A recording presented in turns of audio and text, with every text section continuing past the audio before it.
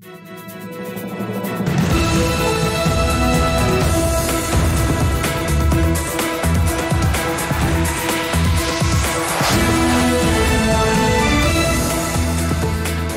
good evening. This is TV7 Israel News broadcast to you from Jerusalem. And in today's top stories, Jerusalem proclaims that Israel will not sit idly by while the Western-financed Palestinian Authority advances radical anti-Israel decisions within international institutions.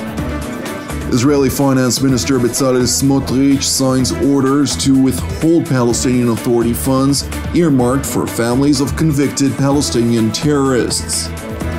A visit by Israeli Minister of National Security to the Temple Mount steers domestic debate and international rebuke.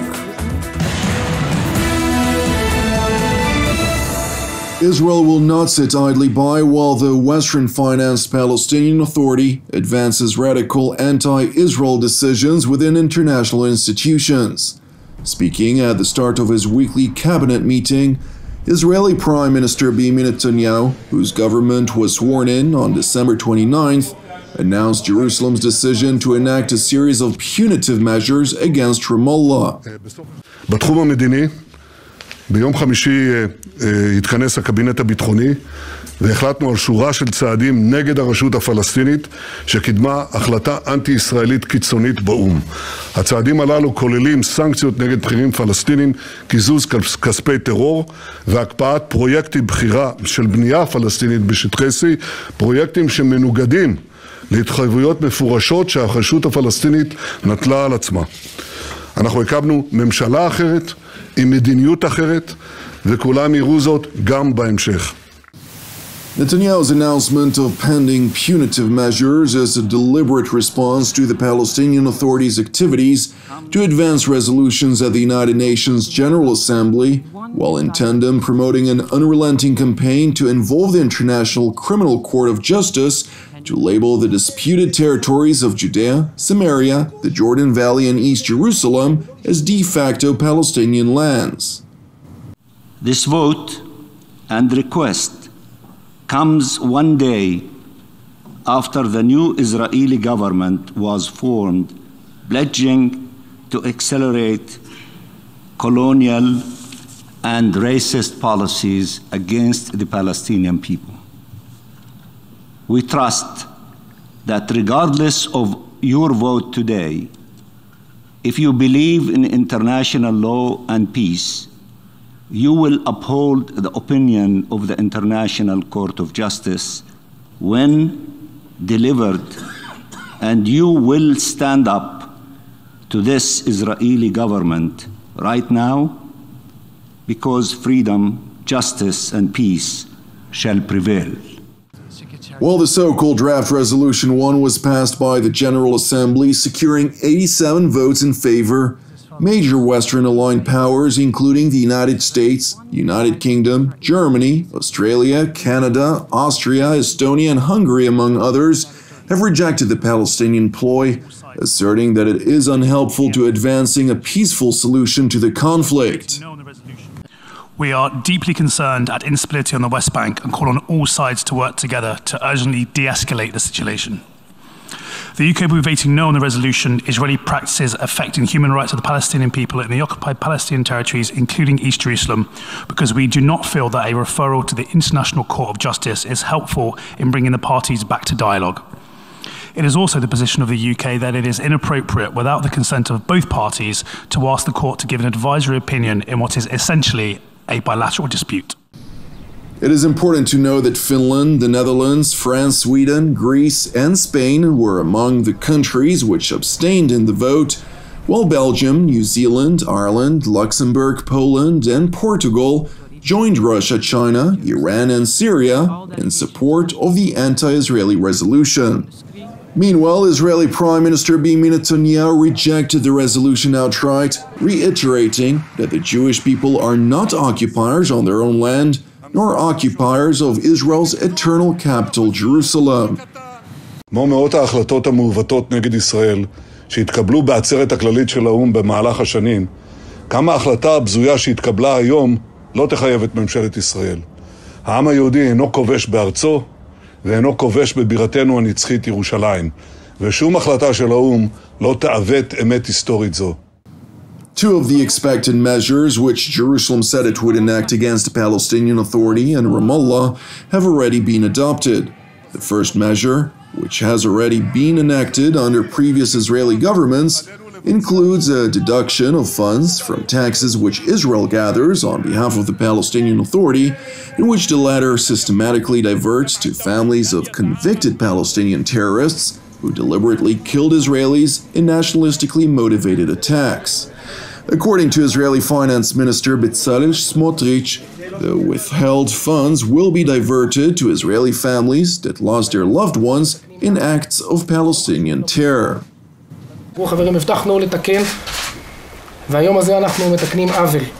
זה יום חשוב למוסר, למלחמה בטרור ולצדק. אין צדק גדול יותר מקיזוז כספי הרשות שפעלה לתמיכה בטרור והעברתם למשפחות של הקורבנות של נפגעי הטרור. Alongside the Israeli decision, Jerusalem has also revoked the so-called VIP credentials of the Palestinian Authority's top diplomat, Riyad al-Malki, in response to his activity to advance anti-Israel activity in international fora. تم سحب هذه البطاقة ومن معالي الوزير دكتور رياض المالكي وخضع لجميع الإجراءات التقليدية المتبعة على المعابر عند الجانب الإسرائيلي. نحن نؤكد أن هذه الإجراءات لن تثنينا ولن تثني معالي وزير الخارجية والمغتربين والقيادة الفلسطينية عن مواصلة حراكنا السياسي والدبلوماسي والقانوني من أجل حماية حقوق شعبنا الوطنية العادلة والمشروعة ومن أجل فضح انتهاكات وجرائم الاحتلال. Among the efforts to demonize Israel within international fora, the Palestinian Authority, which is recognized as a non-member observer state at the United Nations, was granted tailwind by the Hashemite Kingdom of Jordan, France, China, the United Arab Emirates, and Malta when it called for an emergency session of the UN Security Council aimed at rebuking Israel over a visit by Jerusalem's National Security Minister, Itamar Ben-Gvir, to the Temple Mount. However, this international rebuke contravenes with Article 9 of the peace treaty between Israel and Jordan, which was founded upon the Washington Declaration, quote, "The parties committed to act together to promote interfaith relations among the three monotheistic religions with the aim of working towards religious understanding, moral commitment, freedom of religious worship, and tolerance and peace."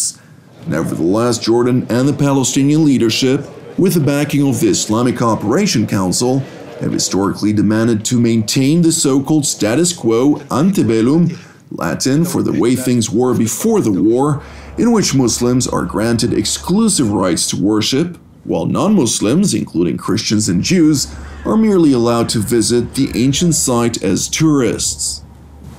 הר הבית זה המקום הכי חשוב לעם ישראל. הר הבית פתוח לכולם, עולים כאן מוסלמים, נוצרים, וכן, גם יהודים. בממשלה שאני חבר בה לא תהיה אפליה גזענית, ויהודים יעלו להר הבית. Despite Minister Ben-Gvir's decision to visit the Temple Mount, the official position of the government of Israel remains that it will not deviate from preserving the status quo, a position relayed by the office of Prime Minister Benjamin Netanyahu to both Israel's allies and strategic partners. The reason for Israel's refusal to alter the status quo stems from the position of the predominant stream of Judaism in Israel, led by the ultra-Orthodox community, whose rabbis unequivocally prohibit Jews from visiting the Temple Mount, as was explicitly echoed by senior coalition partner, United Torah Judaism chairman Moshe Gafni. העמדה שלי שאסור על פי ההלכה לעלות להר הבית. אני גם אמרתי את זה לחבר הכנסת בן גביר. אמרתי לו את זה בעבר, אמרתי לו את זה גם היום, אני חושב שזה לא בסדר. דרך אגב, מה הסיבה? הסיבה היא מכיוון זה מקום שיש בו את קודשי הקודשים. אסור לעלות מי מת, אסור לעלות לשם. וכדי שיהיה מותר צריך 3 נביאים, שאין לנו. ולכן כל הרבנים הראשיים, לדורותיהם, ולא אלה שמשתייכים לחוג כזה או לחוג אחר, היה במשך כל השנים רבנים מהזרמים השונים ביהדות הדתית, וכולם אסרו את זה, אמרו שזה חיוב כרת, אסור לעלות להר הבית. ולכן כאשר מדובר על איש ציבור, שאתה מראה דרך לציבור כולו, זה לא בסדר. אני אמרתי את זה לבן גביר, אני מכבד אותו, הכל בסדר, אבל זה דבר שאסור. העמדה שלי, שזה לא עמדה הלכתית, העמדה נוספת, לא מרוויחים בזה שום דבר, סתם מתגרים בכל העולם, ללא סיבה. It is important to know that in spite of Israel's vocal commitment to maintain the status quo, derived from the aforementioned rabbinical ruling, consecutive Western governments have raised the alarm over the visit of the Israeli minister to the Temple Mount, calling it an act of provocation. Among those countries, the United States labeled the Temple Mount a mosque, stressing that unilateral action that jeopardizes the status quo is unacceptable. So this is the mosque that you're talking about by the National Security Advisor there. Look, so the United States stands firmly, and we've been very clear for preservation of the status quo with respect to the holy sites in Jerusalem. Any unilateral action that jeopardizes the status quo is unacceptable, and we will continue to be steadfast on that and be very clear on that. Thank you for watching TV7 Israel News. I would like to start by thanking all of you for your prayers and would like to continue to encourage you. Pray for our persecuted brothers and sisters worldwide, as well as for the peace of Jerusalem and the salvation of Israel. I'm Jonathan Hassan wishing you a Shavua Mevorach, and God willing, we will see you again tomorrow at the same time.